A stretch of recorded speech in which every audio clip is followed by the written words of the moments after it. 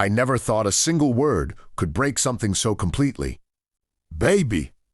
It wasn't even loud. Just casual. Natural. Like it belonged there. Tetidan. I was standing near the school gate when I heard it. The late afternoon sun stretched long shadows across the campus. Students laughed, chatted, and slowly drifted home. Sen.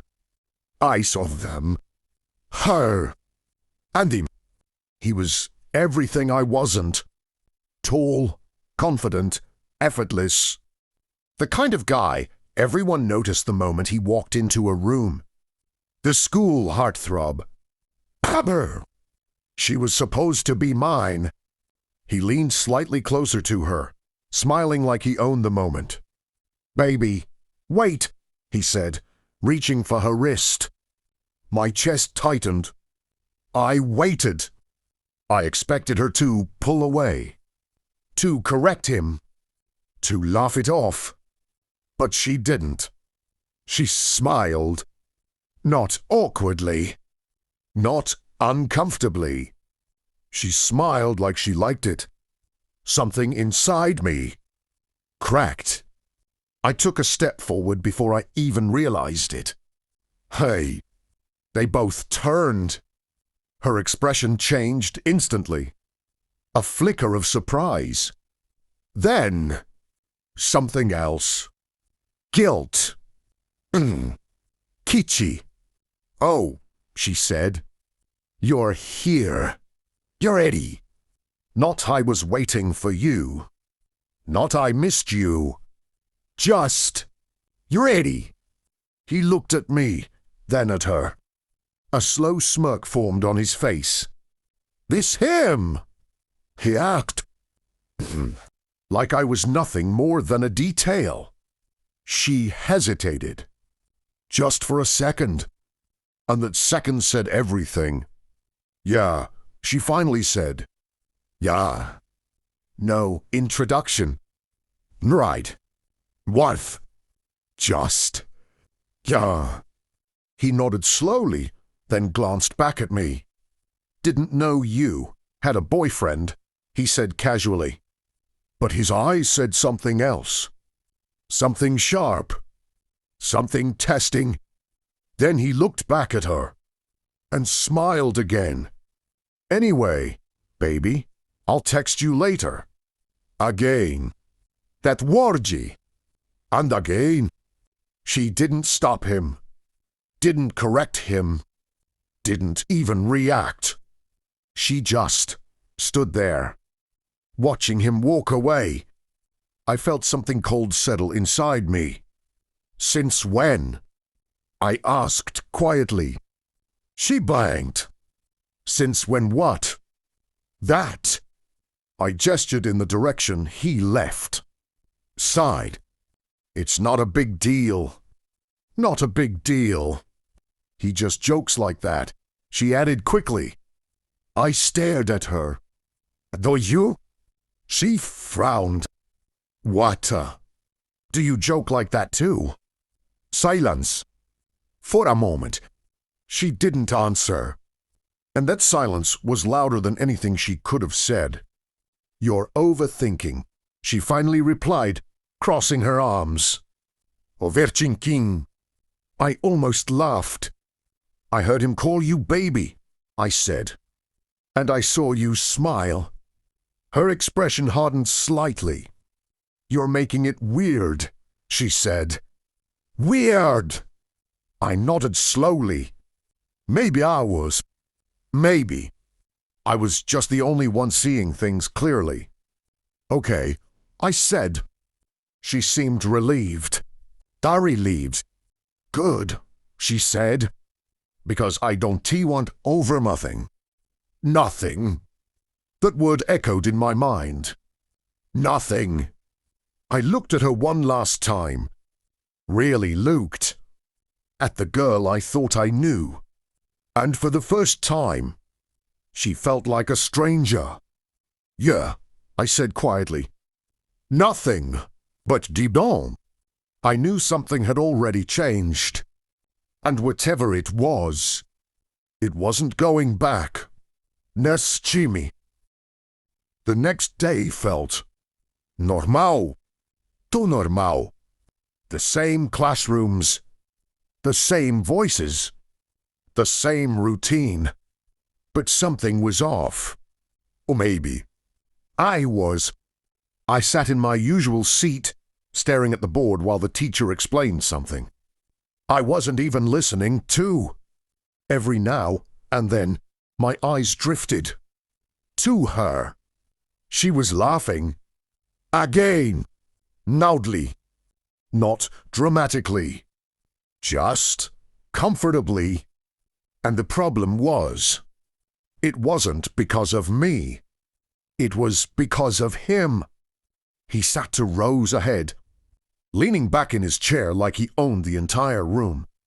Every time he turned slightly, she leaned forward just a little. Like gravity pulled her toward him. Raby! She let it. I clenched my pen. You're overthinking. Her words from yesterday echoed in my head. Maybe I was. Maybe this was just nothing. Well, I snapped out of it. My friend nudged my shoulder. You gid. He act. I forced a nod. He followed my gaze, then smirked slightly. Ah, he said. See. See what? You're looking at them like you're in a drama. I didn't reply. He leaned closer. You noticed it too. Ha! My grip tightened. Noticed what? I asked quietly. He raised an eyebrow. Come on. Then, lowering his voice. That guy doesn't act like she has a boyfriend. Silence. And she doesn't act like she does either, he added. That one hit harder. I looked away. It's not like that, I said. Even to me. It sounded weak. He didn't argue. He just leaned back. All right, he said casually. But if it is like that. Paused. Don't wait too long to figure it out. The bell rang. Class ended. And just like that, everything moved again. I packed my bag slowly. Watching. Waiting. She stood up. So did he. They didn't walk together. But they left at the same time. Not side by side, but close enough. That distance felt smaller than it should have been. Followed. Not intentionally. Just naturally. Down the hallway. Past the lockers. Toward the stairs. And then I heard it again. Hey! His voice. She turned. He smiled and stepped closer. Skipping practice today. He asked. She hesitated, then shook her head. Yeah. No explanation. No mention of me. Nothing. Kinada. Then, without hesitation. Come with me then, baby. My chest went cold. Again. That wargy. And this, Jimmy. She didn't even pause. Okay, she said softly. Okay. Just like that. I stood there. Frozen. Watching as she walked beside him. Not resisting. Not correcting. Not looking back. Just walking. Like I wasn't even part of her world anymore. My friend's voice echoed in my head. She doesn't act like she has a boyfriend. I laughed. Quietly. Bitterly. Maybe the truth wasn't complicated. Maybe I was just the last one to accept it. I turned around. Didn't follow them this time. Didn't call her name. didn't stop them, because deep down, I already knew. This wasn't nothing, and if I kept pretending it was, I'd be the only one getting hurt. Again. And this Chimmy, I wasn't sure I'd recover. I didn't text her that night. Not good night. Not are you home. Not even we need to talk. Nothing. And for the first time in a long time, she didn't text me either.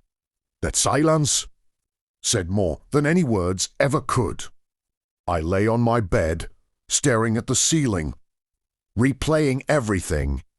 Her smile, his voice, that wargy, baby, and the way she said, okay, like it was natural, like it belonged. I closed my eyes, and something inside me shifted.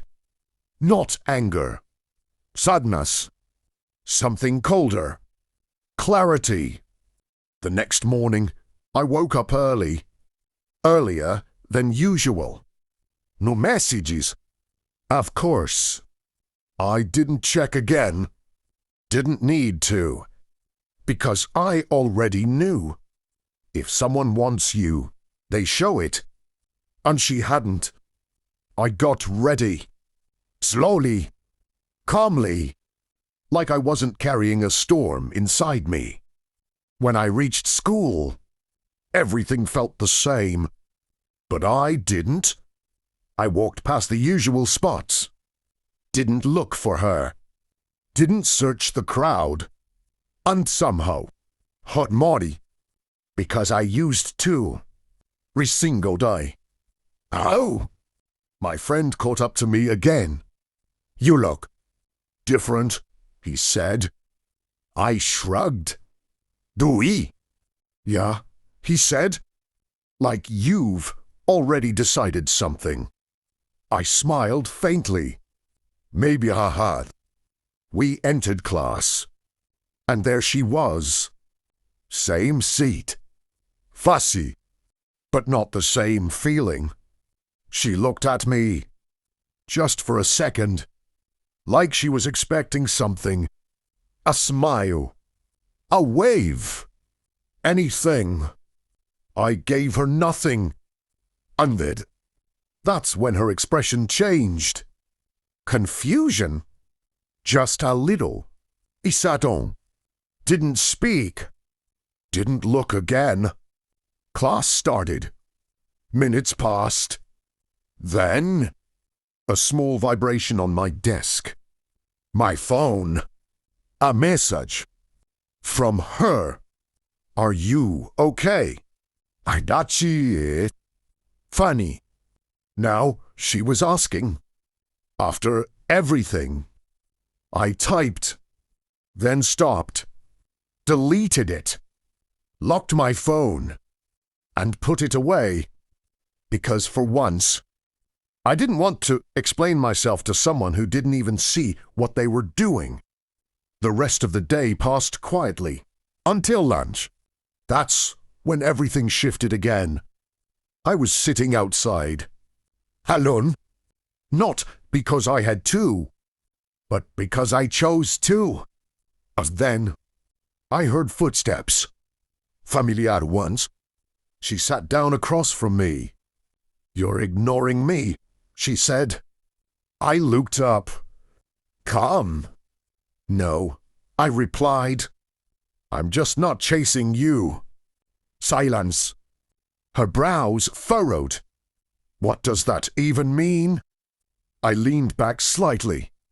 It means, I said, I'm done pretending I don't see what's happening. Her expression hardened. You're overthinking again. There it was. Again. Same words. Same Tony. This Jimmy. They didn't hit the same. I smiled. Not warmly. Just knowingly. Ami? I asked. She looked away for a second. That hesitation. Said everything. I stood up. And that's when he peered. Right behind her. Perfect timing. Like always. He glanced at me. Then at her. Smirked slightly. Everything good? He asked. She hesitated. Just for a second. Yeah, she said. Yeah. Again. I let out a small breath. Then looked at him. Calm. Steady. Take care of her, I said. His smirk widened. Don't worry, he replied. I already am. Nada. Then looked at her. Juan las Jimmy. She didn't stop me. Didn't say my name. Didn't stand up. Nothing. So I turned around and walked away, not slowly, not dramatically, just decisively, because that moment was the moment I realized something. Losing her didn't hurt. What hurt was realizing I was the only one trying not to lose us. And now, I wasn't trying anymore. And for the first time, I felt free. The strange thing about walking away is that you expect to feel empty. But I didn't. Not completely. There was still pain. Still memories. Still moments that tried to pull me back. But there was also something new. Control. For the first time, I wasn't reacting. I was choosing. Days passed, and I kept my distance. Text. Nulls. No accidental meetings. I didn't look for her. And slowly, people started noticing. Did you guys break up? Why aren't you with her anymore? What happened? I just smiled. Nothing. Because explaining it would mean reliving it. And I was done doing that. But she wasn't. I noticed it first in small ways. She looked at me more. Obvious, but enough. Like she was waiting for something. Maybe. For me to come back. But I didn't. Then came the whispers. She's been quiet lately. She's not hanging out with him as much. They argued yesterday, I think. I didn't react. Didn't ask. Didn't carry. At least. That's what I told myself. Until one afternoon. I was leaving school. Same path. Some gate. And then I heard it. Why are you acting like this?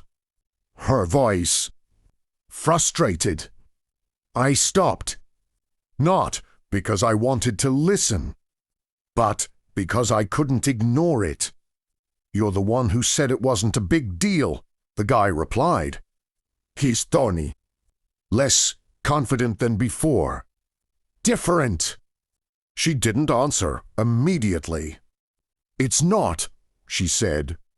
But her voice wasn't convincing. Not even a little. There was a pause. Then he laughed lightly. You sure?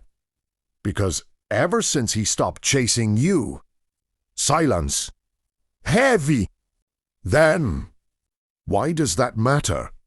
She snapped. There it was. I kept walking. Didn't need to hear the rest. Because I already understood. It mattered. More than she wanted to admit.